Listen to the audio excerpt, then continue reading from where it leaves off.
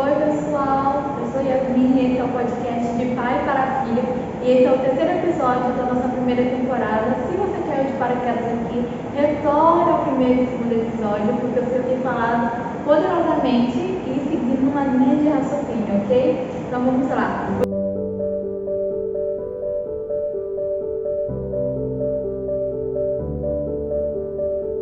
O episódio de hoje, como você já viu aqui embaixo, o tema é uma vida abundante. Por quê? Porque no episódio de hoje nós iremos descobrir e falar um pouco que uma vida com Jesus é uma vida abundante. Eu não estou falando da teologia da prosperidade, mas eu estou falando de uma vida abundante no Senhor e com o Senhor. Vamos ler lá em João, capítulo 10, versículo 10. O ladrão não vem senão a roubar, a matar e a destruir. Eu vim para que tenham vida e tenham com abundância. Sem Jesus nós somos roubados, nós somos mortos e somos destruídos. Em Jesus nós temos acesso à vida, que não poderíamos viver sem Ele, uma vida abundante. Amém? Então, o que é uma vida abundante? Uma vida abundante é viver de acordo com a vontade do Pai. Porque a vontade do Pai é boa, perfeita e agradável. E o que a vida que nós estamos vivendo hoje tem a ver com a nossa identidade? Porque você não pode viver a vida de um filho se você se comporta como um escravo. Uma vida de um filho legítimo, de um herdeiro, desse reino maravilhoso, é totalmente diferente de uma vida de alguém que tem uma mentalidade de orfandade. Então, no episódio mais à frente, eu vou falar sobre essa questão de mentalidade e essa mudança de mentalidade, mas o que eu preciso que você realmente entenda no capítulo de hoje é que uma vida abundante é uma vida com Jesus. E eu não estou falando de financeiramente não, porque tem muitas pessoas aí que estão bem financeiramente, mas não estão tendo uma vida abundante.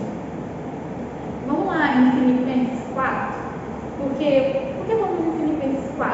Porque as pessoas acham que a abundância é material. Mas o apóstolo Paulo fala que ele aprendeu vivendo muito e aprendeu vivendo pouco.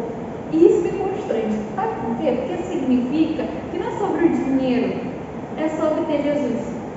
Ele é nele que nós encontramos o contentamento. E esse encontrar contentamento em Cristo é algo que nós temos que aprender no dia a dia. Porque, poxa, você está acordando cedo de manhã, pegando não sei quantos ônibus para chegar no seu trabalho, você chega estressado no seu trabalho, o seu chefe brigando com você, mas você chegou atrasado por causa do trânsito. Você passa o dia todo trabalhando com pessoas, pegando um exemplo muito comum dos dias de hoje, eu espero que não seja a sua vida, mas muitas pessoas estão vivendo assim no dia de hoje. Uma vida estressada, sobrecarregada, triste. Você está pensando nisso, você está falando de uma vida abundante para mim. Eu sou CLT, trabalho na escala 6x1, estressado, eu tenho uma perca de filhos, só recebo um salário mínimo. Você está falando de uma vida abundante para mim? Sim, porque uma vida abundante, ela transcende o material, ela está em Jesus Cristo. Você encontrar o contentamento e entender que a sua dependência é nele. Os seus filhos, por que eu estou falando de filhos? Também não está no roteiro. Os seus filhos pertencem primeiro ao Deus Pai. Se você não está realmente frustrado, porque não está conseguindo entregar aos seus filhos aquilo que você queria entregar, ore para o Pai dele, sabe? Pai do céu, abençoar os seus filhos com oportunidades para que eles possam ser realmente crianças com oportunidades para se desenvolver e crescer segundo a vontade do Pai. Amém? Isso aqui é uma palavra de conhecimento e sabedoria para alguém que está escutando. Confie no seu Pai, que Ele tem planos bons para a sua família. Amém? Então vamos ler em Filipenses 4, 12 e 13. Está escrito assim: sem viver na necessidade e também na fartura.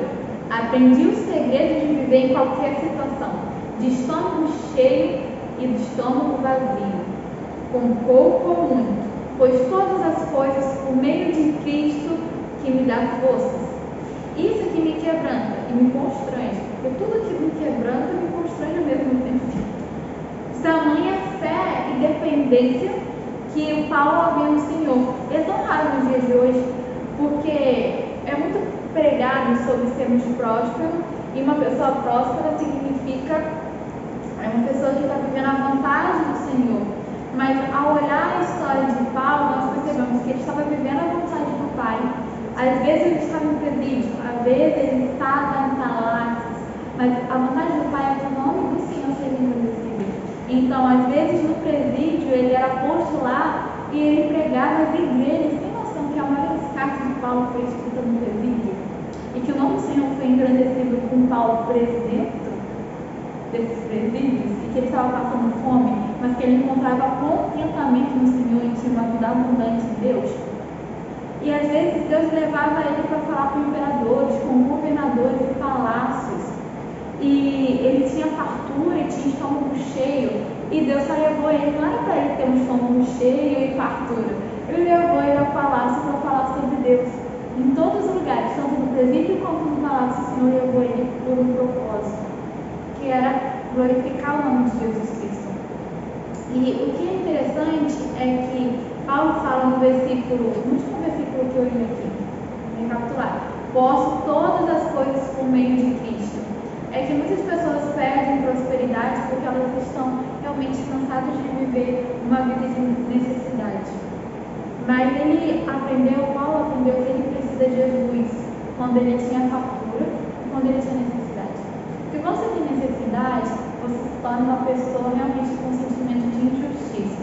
Poxa, você está batalhando tanto, correndo atrás, e parece que a conta não bate no final do mês e você está devendo. É como se você sempre estivesse atrasado para algo, que você nunca chega a tempo, que não, mesmo que você se esforce o seu máximo, você não consegue. Você está nadando e morrendo na praia. Nesses momentos de necessidade parece que é assim. Mas quando você realmente aprende a confiar no Senhor e que Ele tem um propósito nesses momentos de deserto, você confia que Ele vai mandar alguém para te socorrer. Ou alguma coisa vai acontecer, mas que você não vai perecer nesse momento de necessidade. E você vai aprender também que o momento de fartura, que pode chegar, e agora Deus tomara que chegue um dia, num momento, a fartura sobre a sua casa, Ele precisava de Deus. Porque a fartura nos faz esquecer que quem nos colocou e nos fez chegar lá foi o próprio Senhor. E tanto o necessitado quanto a pessoa muito rica esquece da dependência de Deus por causa da dependência do dinheiro. Aquele que tem muito dinheiro, ele se acha valoroso por ter muito dinheiro e coloca a sua identidade e valor baseado na quantidade de dinheiro. Aquele que é necessitado, ele fica correndo atrás do dinheiro porque ele precisa de dinheiro e coloca a sua identidade de miserável por causa da falta de dinheiro. O mundo todo é baseado e adora esse Deus chamado Mamon. Tudo é baseado no quanto dinheiro você tem, qual tipo de casa você tem, em qual classe social você está encaixado, Mas Deus não fala sobre isso. Paulo fala que ele aprendeu a viver uma vida abundante com Jesus Cristo, porque todas as coisas ele podia através de Cristo. Amém? A vida abundante que Jesus tem para você é totalmente diferente da vida abundante que ele tem para outras pessoas. Então tem momentos que você está aí nesse lugar de fartura e outras pessoas estão olhando para você nesse lugar de fartura e estão assim, pode estar com inveja ou descontente com suas próprias vidas, porque não entendeu que esse lugar de necessidade que o Senhor te colocou no momento é por um propósito. Talvez para você aprender algo ou para você ensinar algo de pessoas que estão passando a mesma necessidade que você. Então pare de olhar para as pessoas em sua volta e olhe para o que Jesus está fazendo na sua vida nos dias de hoje. É muito comum, e por causa das redes sociais ficou realmente normal essa cultura de comparação, sabe?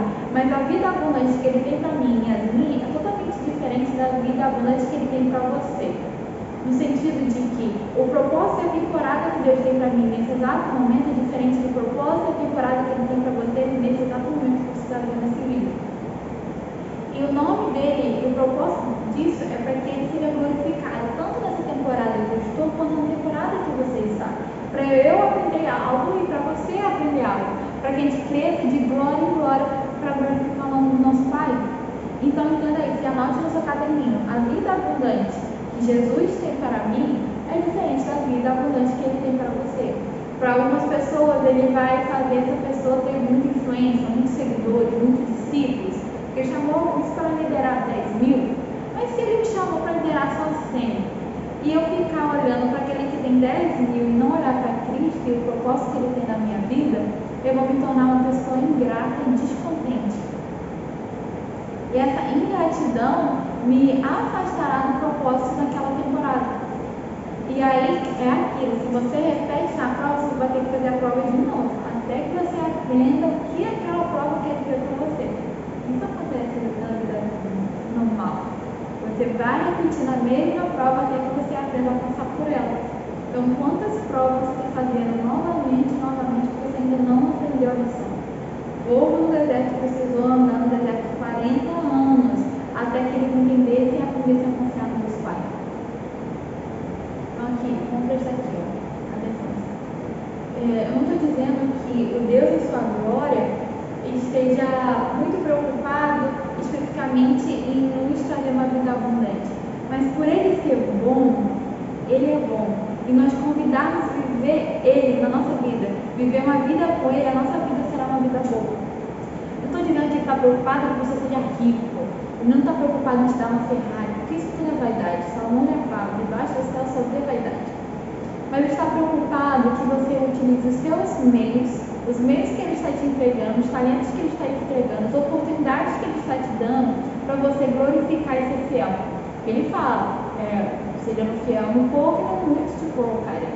Então, o que é que você está reclamando do pouco? Você não está sendo fiel com o pouco, sendo que Deus está te ensinando a ser fiel nessa situação, nesse momento de necessidade, com esse pouco que você tem, para te colocar em outro nível, te colocar em um nível maior, com o muito. Aprenda com aquilo que você tem, trabalhe com o que o Senhor te deu, não seja ingrato, que aquele que, vamos lembrar da passagem da parábola do talento, aquele que tinha e enterrou, no final da história nem ficou com aquele ele ficou com nada, porque aquele Deus pegou, o Senhor da Seara pegou e entregou para aquele que tinha 10.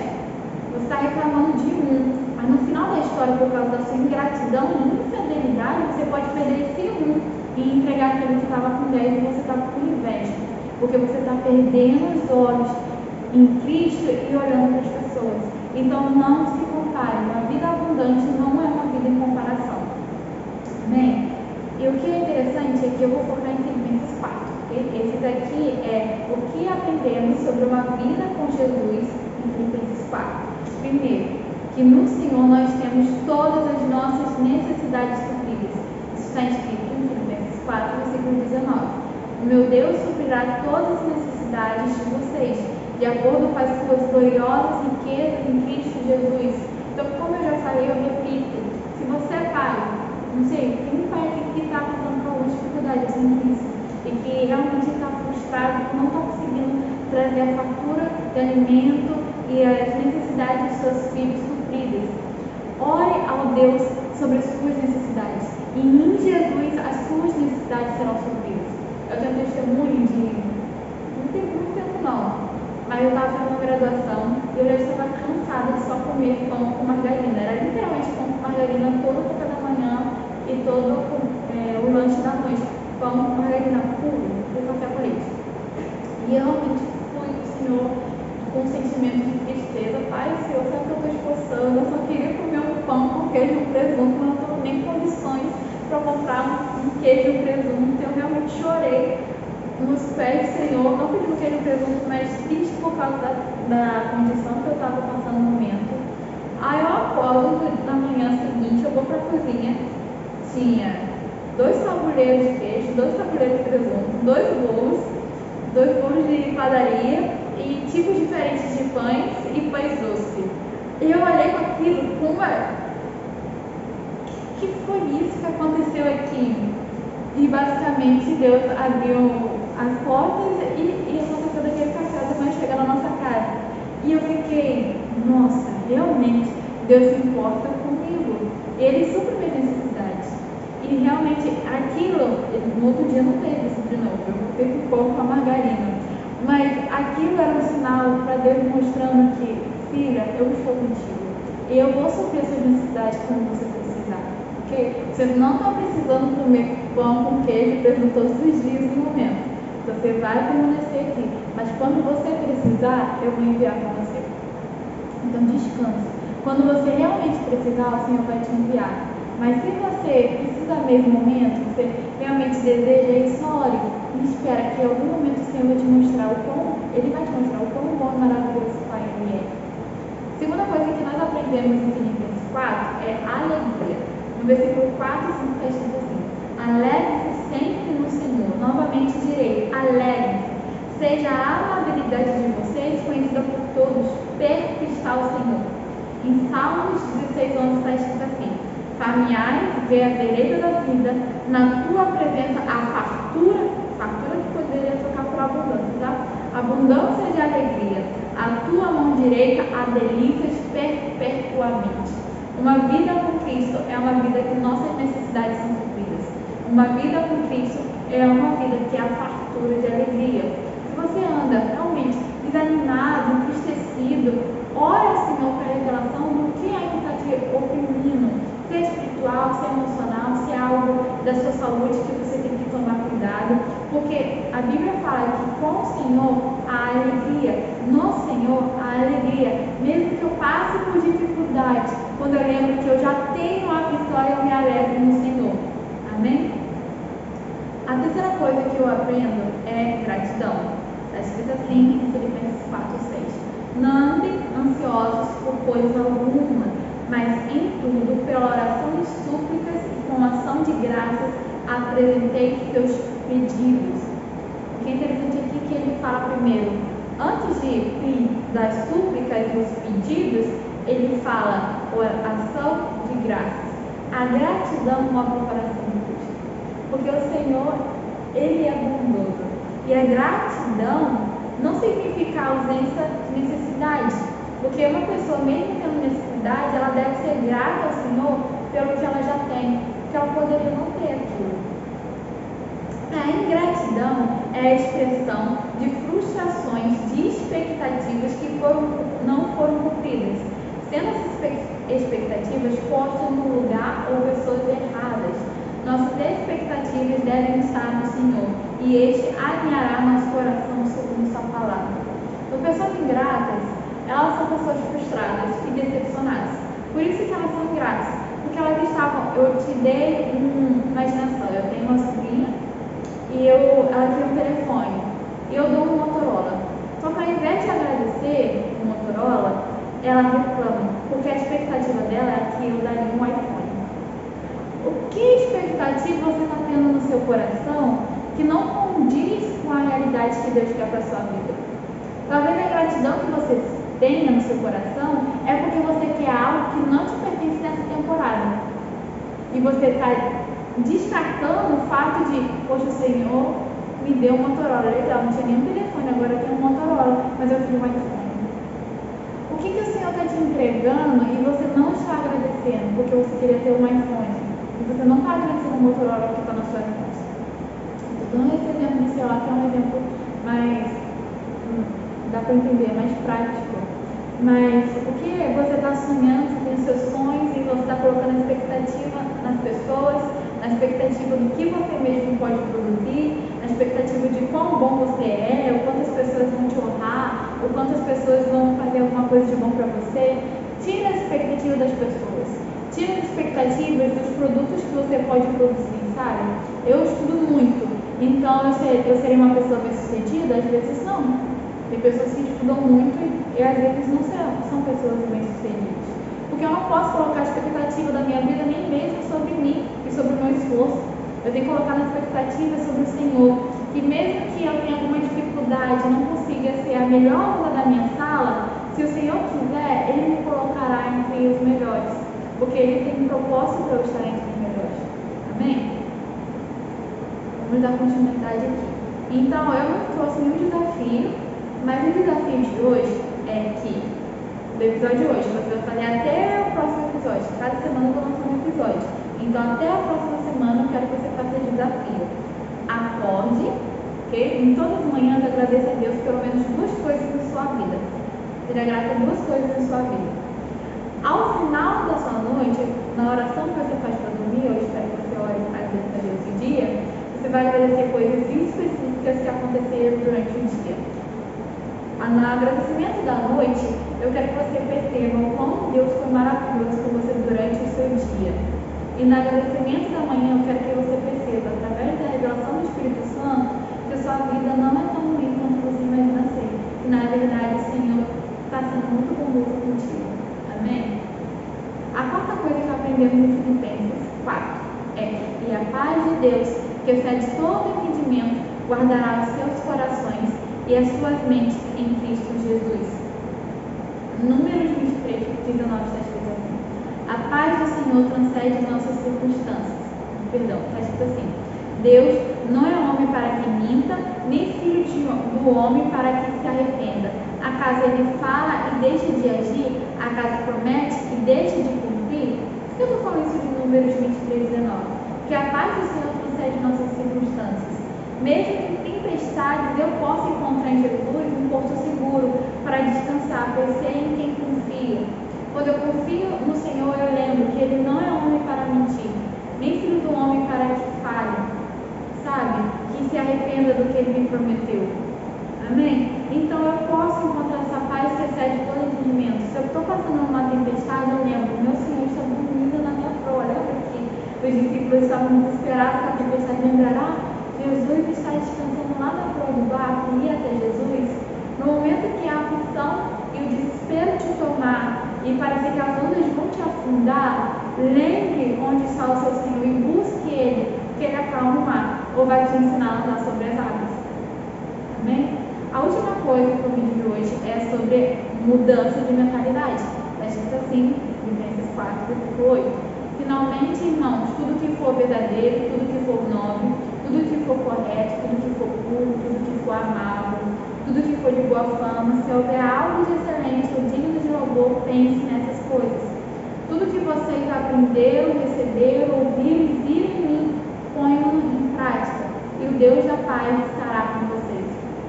A vida que nós vivemos é consequência de escolhas. Eu já falei isso um pouquinho no episódio número 1. Algumas escolhas feitas por nós, outras escolhas feitas por outras pessoas que nós conhecemos.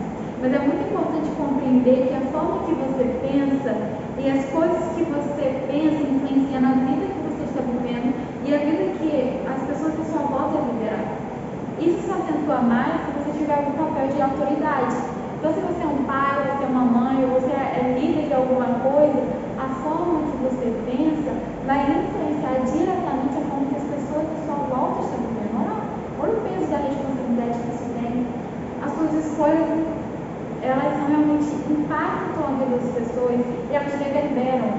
Lembra que reverbera é como se fosse você pegasse uma pedrinha e jogasse na água, num lago, e sabe quando faz aquelas manipulações?